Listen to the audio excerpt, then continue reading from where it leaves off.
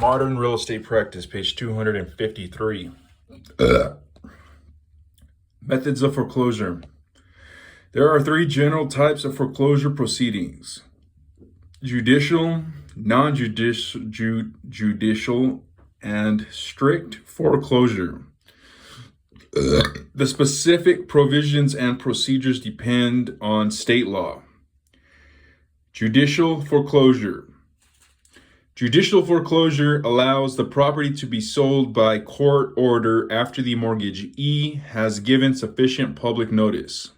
When a borrower defaults, the lender may accelerate the due date of the remaining principal balance, along with all overdue monthly payments and interest, penalties, and administrative costs.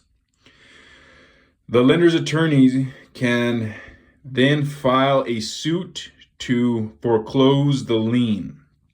After presentation of the facts in court, if the court grants the request, the property is ordered sold. A public sale is advertised and held, and the real estate is sold to the highest bidder. Non-judicial foreclosure. Some states allow non-judicial foreclosure procedures to be used when the security instrument contains a power of sale clause. In non-judicial foreclosure, no court action is required. In those states that recognize deed of trust loans, the beneficiary is generally given the power of sale, which is conducted by the trustee. Some states allow a similar power of sale to be used with a mortgage loan, if specified in the terms of the mortgage.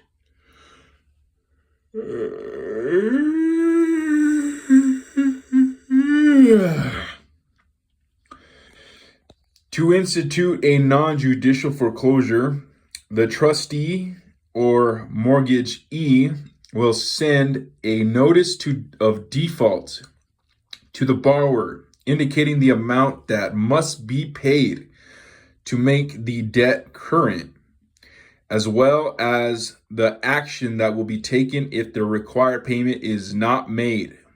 If the borrower fails to cure the default with a specified time, the next step will be the sending of a notice of foreclosure to the borrower, indicating when and where the property will be sold at public auction. The notice of foreclosure will be recorded within a designated period to give notice to the public of the intended auction. The notice is generally provided by newspaper advertisements that state the total amount due and the date of the public sale. After selling the property, the trustee or mortgagee may be required to file a notice of sale or affidavit of foreclosure. Strict foreclosure. In some states, a lender may acquire mortgage property through a strict foreclosure process.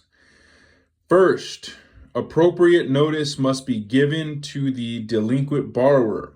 Once the proper papers have been prepared and recorded, the court establishes a deadline for the balance of the defaulted debt to be paid in full. If the borrower does not pay off the loan by that date, the court simply awards full legal title to the lender. No sale takes place. Strict foreclosure is more common when personal property is used to secure a debt. Deed in lieu of foreclosure. As an alternative to foreclosure, a lender may be willing to accept a deed in lieu of foreclosure from the borrower. This is sometimes known as a friendly foreclosure because it is carried out by mutual agreement rather than by lawsuit. The disadvantage of the deed in lieu of foreclosure to the lender is that it does not eliminate junior liens. In a foreclosure action, all junior liens are eliminated.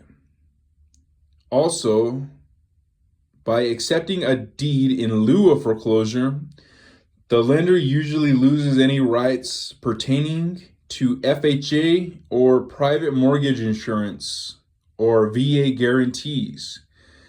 Finally, a deed in lieu of foreclosure is still considered an adverse element in the borrower's credit history.